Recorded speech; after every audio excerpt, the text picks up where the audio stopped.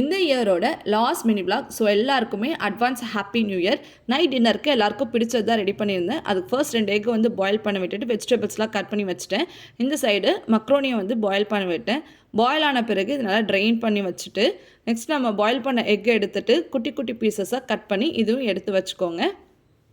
இப்போது வானலில் எண்ணெய் ஊற்றிட்டு நம்ம கட் பண்ணி வச்சுருக்க இஞ்சி, பூண்டு, பச்சை மிளகா, வெங்காயம் இதை போட்டு நல்லா வதக்கிக்கோங்க. வதங்கினதும் எடுத்து வச்சுருக்க வெஜிடபிள்ஸ் கேரட், பீன்ஸ், கேப்சிகம் இதையும் போட்டு நல்லா வந்து வதக்கிக்கோங்க. வதங்கின பிறகு உப்பு, மஞ்சள் தூள், மிளகாய்த்தூள், கரம் மசாலா, சிக்கன் மசாலா இதை ஆட் பண்ணிக்கோங்க. டேஸ்ட் மேக்கருக்கு பதில் இதை கண்டிப்பாக ஆட் பண்ணி பாருங்கள், ரொம்ப நல்லாயிருக்கும். நூடுல்ஸாக இருந்தாலும் சரி, பாஸ்தாவாக இருந்தாலும் சரி.